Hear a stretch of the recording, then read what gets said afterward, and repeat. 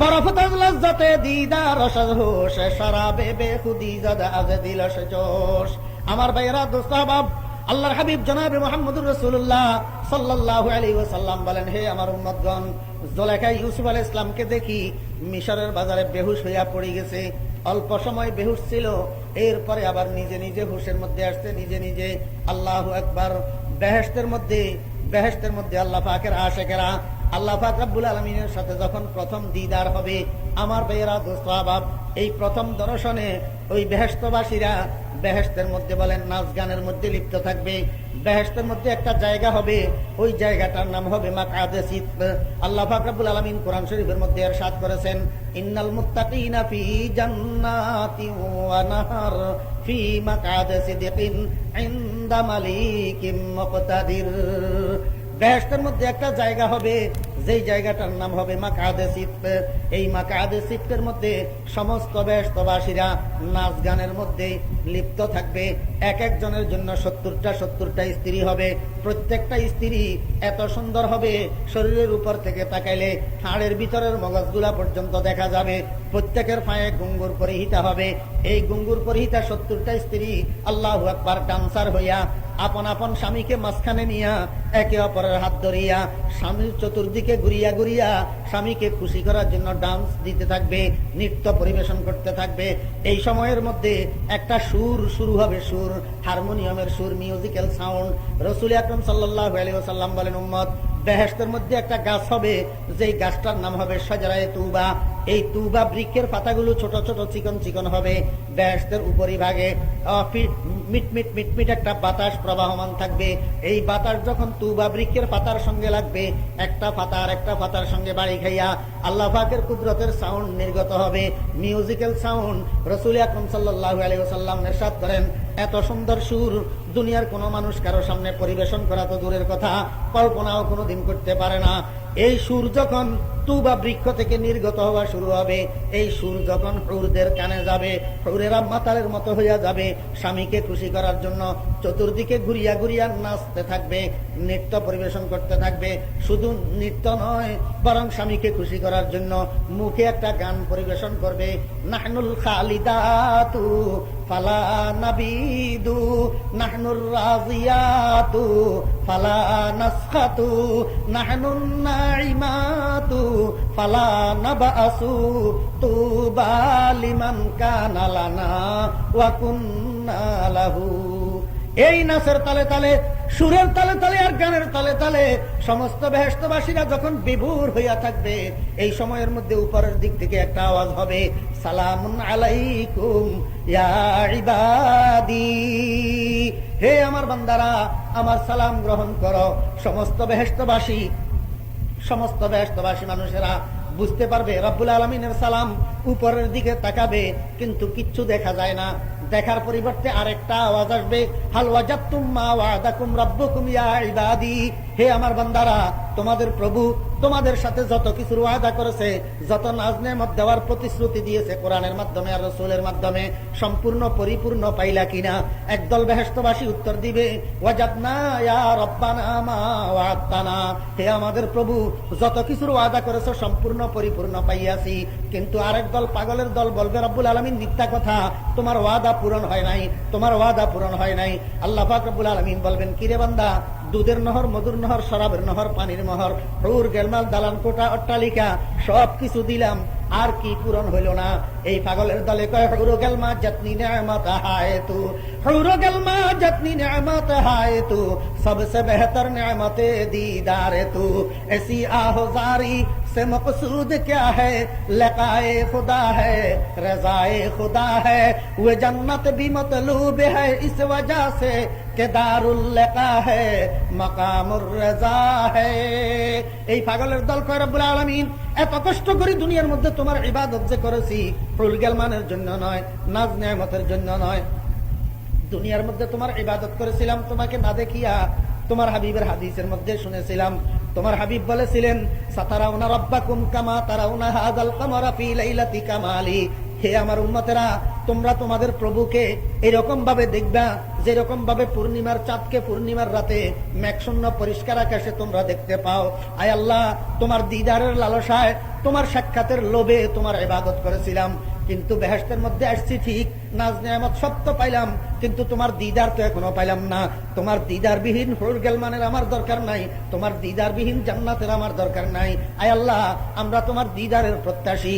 এই সময়ের মধ্যে আল্লাহর হাবিব জনাব রাসূলুল্লাহ সাল্লাল্লাহু আলাইহি ওয়াসাল্লাম বলেন, আল্লাহ পাকের কুদরতের চেহারার উপর 70,000 নূরের পর্দা দিয়া ঢাকনা দেওয়া হবে।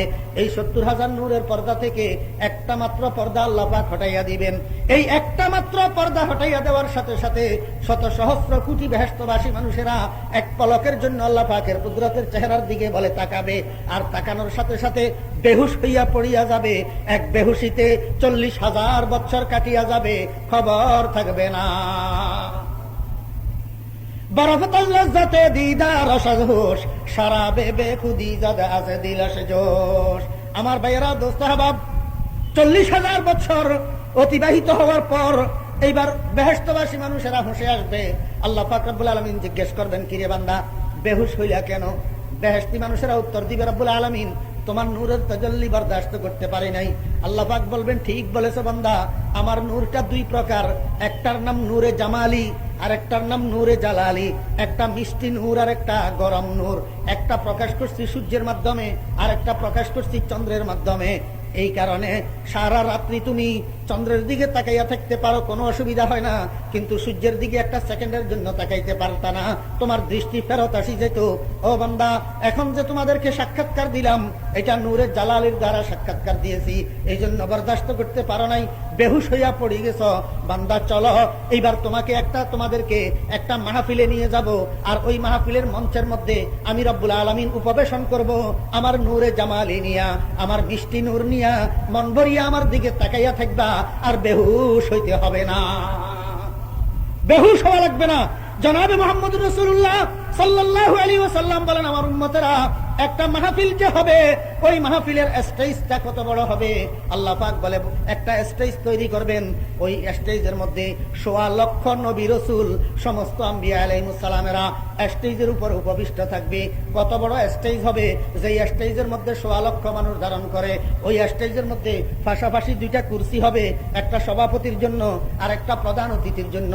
সভাপতি হবেন লা ইলাহা ইল্লাল্লাহ, আর প্রধান অতিথি হবেন মুহাম্মাদুর রাসূলুল্লাহ। আল্লাহু আকবার।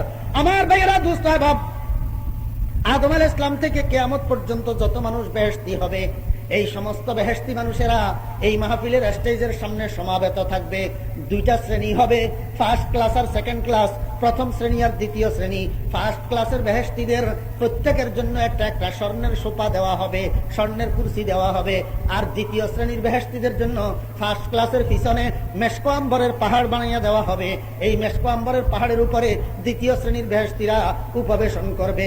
আল্লাহ পাক রব্বুল আলামিন এই মাহফিলের কার্যক্রম শুরু করতে যাইয়া সর্বপ্রথম হযরত ইসরাফিল আলাইহিস সালাতু ওয়াস সালামকে ডাকবে। ইসরাফিল আলাইহিস সালাতু ওয়াস সালামকে, আমার ভাইয়েরা, দোস্ত আহবাব, ইসরাফিল আলাইহিস সালামকে ডাকি।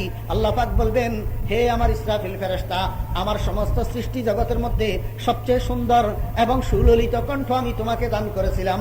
মানুষের মধ্যে সবচেয়ে সুন্দর কণ্ঠ দিয়েছিলাম দাউদকে, আর সমস্ত সৃষ্টি জগতের মধ্যে সবচেয়ে সুন্দর কণ্ঠ দিয়েছি তোমাকে।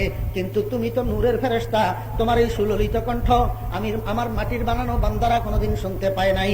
আজকের বেহেশতের এই মাহফিলের মধ্যে তুমি একটা কাজ করো, সর্বপ্রথম উদ্বোধনমূলক আমি রব্বুল আলামিনের একটা হামদ পাঠ করিয়া আমার বান্দাদেরকে শুনাইয়া দাও। আল্লাহ পাকের হুকুমে হযরত ইসরাফিল আলাইহিস সালাতু ওয়াস সালাম হামদে বারি পাঠ করা শুরু করবে। যখন হযরত ইসরাফিল আলাইহিস সালাম হামদে বারি পাঠ করা শুরু করবে, এই সময়ের মধ্যে আল্লাহ পাক রব্বুল আলামিন বেহেশতি বান্দাদের জন্য আল্লাহ পাক কর্তৃক নির্ধারিত, আল্লাহ পাক কর্তৃক সৃষ্টি করা স্বেচ্ছাসেবক চির বালক দল, স্বেচ্ছাসেবক চির বালক দল, যাদের সম্পর্কে আল্লাহ পাক রব্বুল আলামিন ইরশাদ করেছেন, ইয়াতুফু আলাইহিম বিলদানুম মুখাল্লাদুন বিআকওয়াবিন ওয়া আবারিকা ওয়া কাসিম মিন মাইন। এই স্বেচ্ছাসেবক দল, চির বালক দল, যাদের আরেকটা নাম গিলমান, আল্লাহ পাক বেহেশতীদের এই খাদেমের দলকে ডাক দিবে, ও গেলমানেরা তাড়াতাড়ি আসো, যতক্ষণ ইসরাফিল হামদে বারি পাঠ করবে এতক্ষণের মধ্যে তোমরা সারিতে সারিতে আমার বান্দাদেরকে আমার পক্ষ থেকে শরাবে তাহুর পরিবেশন করতে থাকো। ওয়াসাকাহুম রাব্বুহুম শারাবান তাহুরা, আল্লাহ পাকের প্রেমের শরাব, শরাবে তাহুর। বেহেশতি গেলমানেরা, কারো কাছে মটকা থাকবে, কারো কাছে জগ থাকবে, কারো হাতে গ্লাস থাকবে।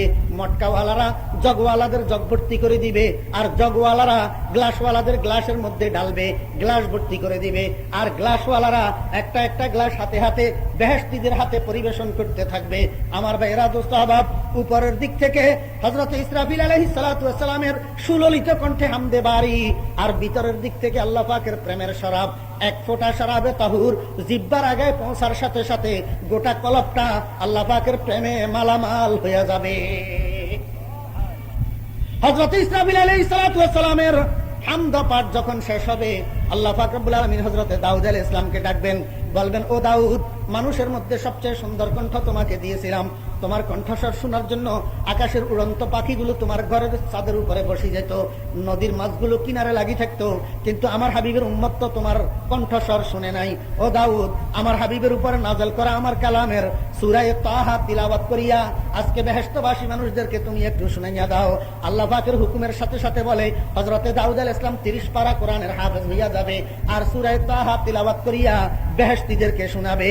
আল্লাহ পাক রব্বুল আলামিন বলেন, আল্লাহ পাক রব্বুল আলামিন বলবেন, ও দাউদ, আমার কোরআনের জন্য তুমি কষ্ট করো নাই, এবার বন্ধুর দিকে তাকাবে, বাম পাশের কুরসিতে বন্ধু বসা থাকবে, বন্ধুর দিকে তাকাবে, বলবেন, বন্ধু, আমার কোরআনের জন্য আপনি কষ্ট করেছেন, আমার কোরআনের জন্য তায়েফের ময়দানে আপনি পাথর খেয়েছেন, আমার কোরআনের জন্য ওরে দুনিয়ার কাফেরদের গালি মন্দ আপনি শুনেছেন, আপনি শুনেছেন।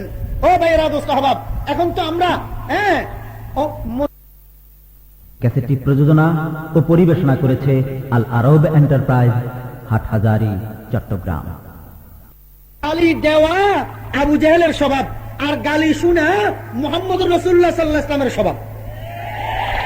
এই জন্য আমরা কাউকে গালি দিই না, আমরা কাউকে কি করি না, গালি দিই না, বরং আমরা গালি শুনি, আর এর দ্বারা সুন্নতে ইজতিরারি আমাদের আদায় হয়ে যায়। আলহামদুলিল্লাহ।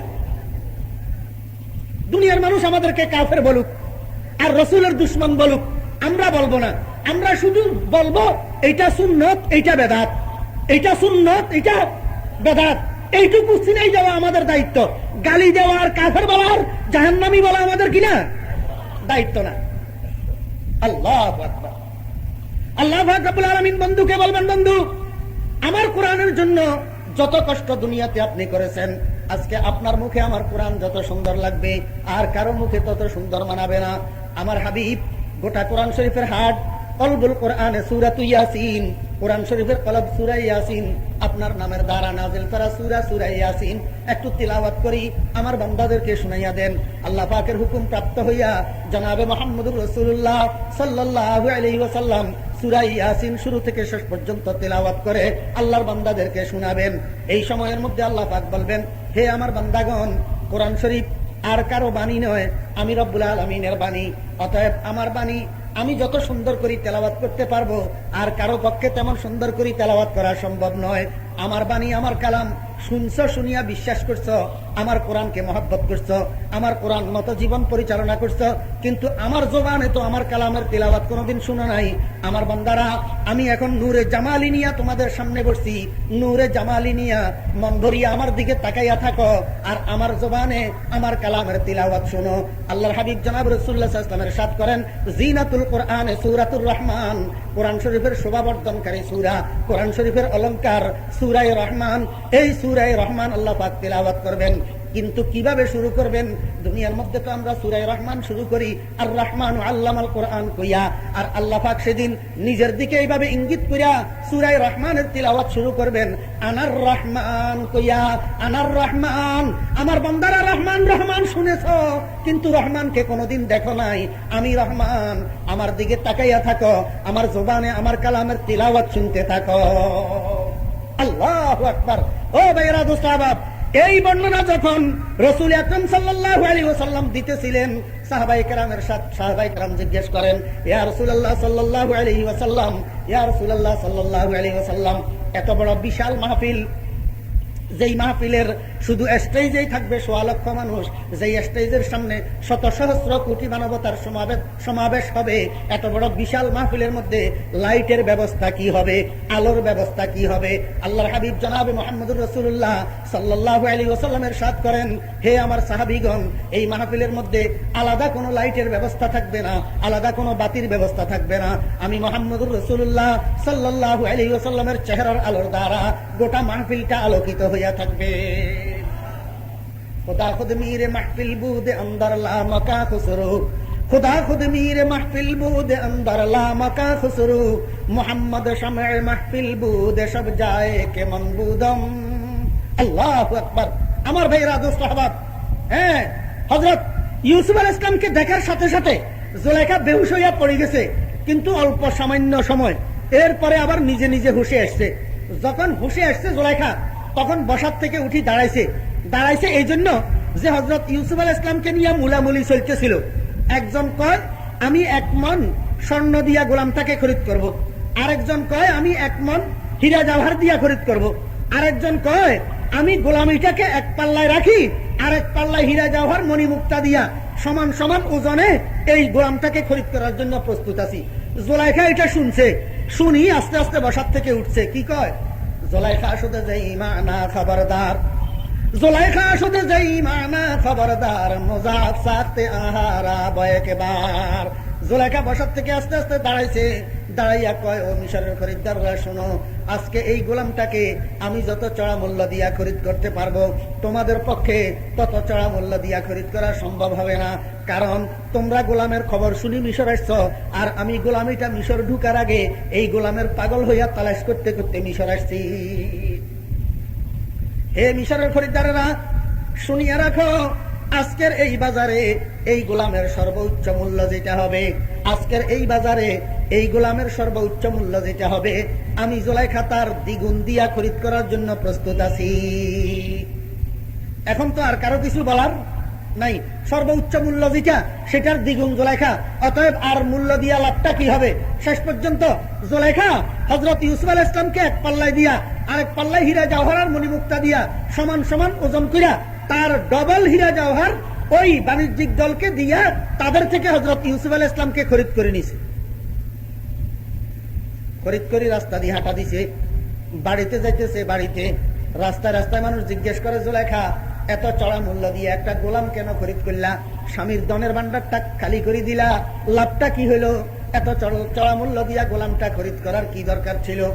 জুলাইখা কি কয়, ও মিশরবাসী, এত চড়া মূল্য দিয়া গোলাম কেন খরিদ করলাম?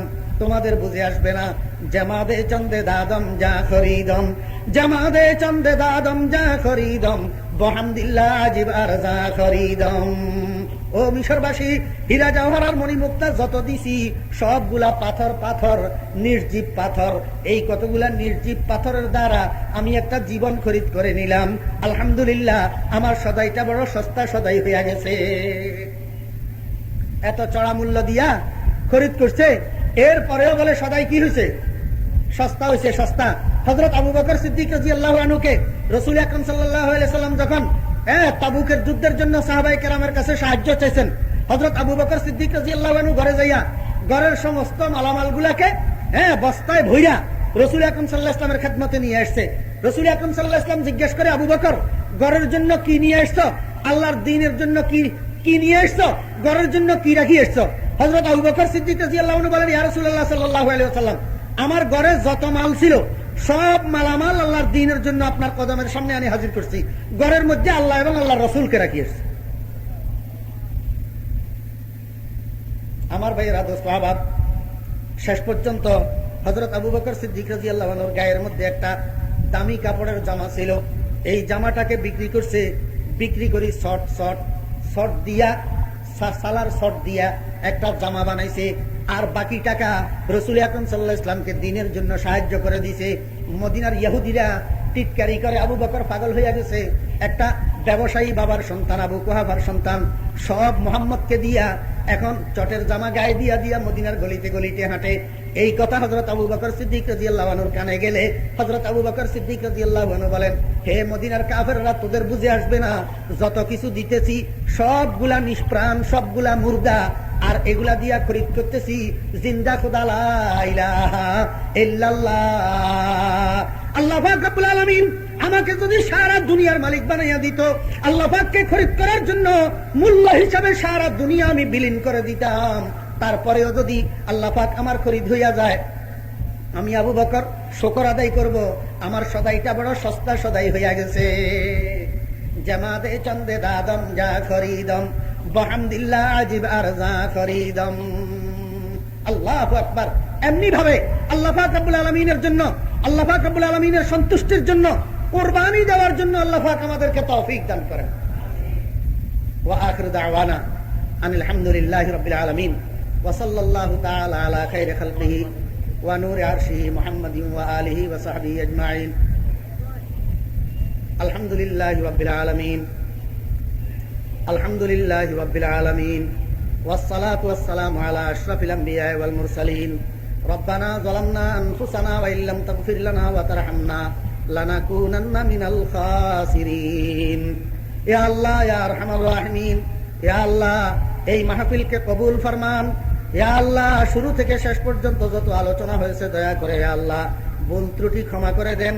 ইয়া আল্লাহ দয়া করে ভুল ত্রুটি ক্ষমা করে দেন। ইয়া আল্লাহ সহি কথাগুলোর উপর আমাদেরকে আমল করার তৌফিক দান করেন।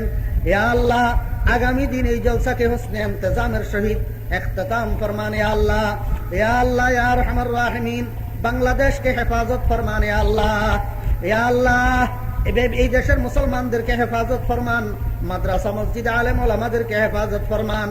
ইয়া আল্লাহ, ইয়া আরহামার রাহিমিন দেশের দুশমন, জাতির দুশমন, ইসলামের দুশমন, কোরআনের দুশমন, মাদ্রাসা মসজিদের দুশমন, আলেম ওলামার দুশমন দেশের ভিতরে বাহিরে যদি থাকে, ইয়া আল্লাহ আপনি হেদায়েত করে দেন। ইয়া আল্লাহ, ইয়া আল্লাহ কারো কপালে যদি হেদায়েত না থাকে আপনার কুদরতের হাতে দমন করে দেন। ইয়া আল্লাহ, ইয়া আল্লাহ এই দেশের দুর্বল আলেমদেরকে ইয়া আল্লাহ ষড়যন্ত্রকারীদের শিকার বানাইয়েন না। ইয়া আল্লাহ, ইয়া আল্লাহ ইহুদি নাসারার শিকার বানাইয়েন না। ইয়া আল্লাহ, ইয়া আল্লাহ কোন রকমের ফিতনার মধ্যে পড়ার আগে আমাদেরকে দয়া করে আপনি দুনিয়া থেকে উঠাইয়া নেন। ইয়া আল্লাহ, ইয়া আল্লাহ আমরা দুর্বল ইমানদার, পরীক্ষা করলে আমরা পাশ করব না। ইয়া আল্লাহ, ইয়া আল্লাহ পরীক্ষা থেকে আমাদেরকে হেফাজত করেন। ইয়া আল্লাহ, ইয়া আল্লাহ, ইয়া আরহামার রাহিমিন, ইয়া আকরামাল আকরামিন, ইয়া আল্লাহ আপনার হাবিবের দরবারে কোটি কোটি দরুদ সালামের হাদিয়া পৌঁছান। ইয়া আল্লাহ আমাদের মধ্যে যারা অসুস্থ আছে দয়া করে শেফা দেন। ইয়া আল্লাহ, ইয়া আল্লাহ আমাদের সমস্ত মুরব্বিয়ানে কেরামকে সেহত ও আফিয়ত রাখেন। ইয়া আল্লাহ হাটহাজারীর মতুন সৌজুরকে সেহত ও আফিয়ত রাখেন, সমস্ত আসাতিজায়ে কেরামকে সেহত ও আফিয়ত রাখেন। ইয়া আল্লাহ নানুপুরের মতুন সৌজুরকে সেহত ও আফিয়ত রাখেন। আল্লাহ হায়াত তাইয়্যিবা দান করেন। ইয়া আল্লাহ, ইয়া আল্লাহ সমস্ত আউলিয়ায়ে কেরাম যারা দুনিয়া থেকে বিদায় হয়েছেন উনাদের দরজাত বুলন্দ ফরমান। ইয়া আল্লাহ, ইয়া আল্লাহ আকাবেরিনে হাটহাজারী, আকাবেরিনে মেখল, আকাবেরিনে পটিয়া, আকাবেরিনে নানুপুর বাবুনগর সকলের দরজাত বুলন্দ ফরমান। ইয়া আল্লাহ, ইয়া আল্লাহ নানুপুরি হুজুর রাহমাতুল্লাহ আলাইহি দরজাত বুলন্দ ফরমান। সমস্ত মাশায়েখে চিশতিয়া খানদান রাহিমাহুল্লাহ, মাশায়েখে তুরুকে আরবার দরজাত বুলন্দ ফরমান। ইয়া আল্লাহ, ইয়া আরহামার রাহিমিন মুসান্নিফিনে কেরাম, মুহাদ্দিসিনে কেরাম, মুফাসসিরিনে ইজাম, মুজতাহিদিনে কেরাম, আইম্মায়ে ইজাম, তবে তাবেঈন, সাহাবায়ে কেরাম সকলের দরজাত বুলন্দ ফরমান। সমস্ত আম্বিয়া আলাইহিস সালাতু ওয়াস সালামের দরবারে দরুদ সালামের হাদিয়া পৌঁছান। খুসুসান আপনার হাবিবের দরবারে কোটি কোটি দরুদ সালামের হাদিয়া পৌঁছান। আপনার হাবিবের সাদাকা আমাদের দোয়া দরখাস্ত কবুল ফরমান। ইয়া আল্লাহ আলামিন ফাউন্ডেশনের সকল সদস্যদেরকে নেক হায়াত দান করেন।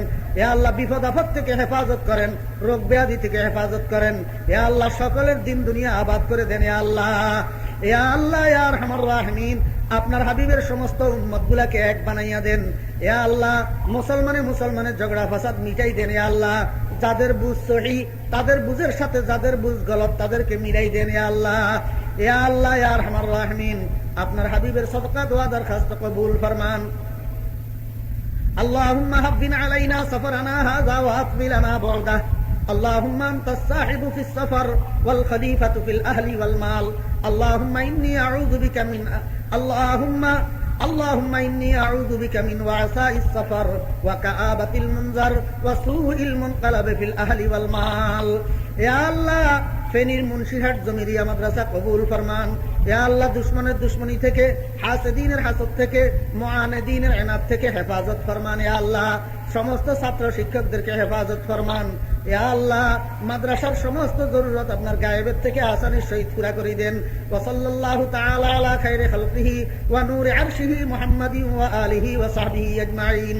আল্লাহুম্মা ইন্নী আউযু বিকা মিন আন উশরিকা বিকা শাইআ ওয়া আনা আ'লামু বিহি ওয়া আস্তাগফিরুকা লিমা লা আ'লামু বিহি। তুবতু আনহু ওয়া তাবাররাতু মিনাল কুফরি ওয়াশ শিরকি ওয়াল কিযবি ওয়াল গীবাতি ওয়াল বিদআতি ওয়ান নামিমা ওয়াল ফাওয়াহিশি ওয়াল বুহতান ওয়াল মাআসি কুল্লিহা ওয়া আসলামতু ওয়া আমানতু ওয়া আকুলু লা ইলাহা ইল্লাল্লাহু মুহাম্মাদুর রাসূলুল্লাহ। ক্যাসেটটি প্রযোজনা ও পরিবেশনা করেছে আল আরব এন্টারপ্রাইজ, হাটহাজারী, চট্টগ্রাম।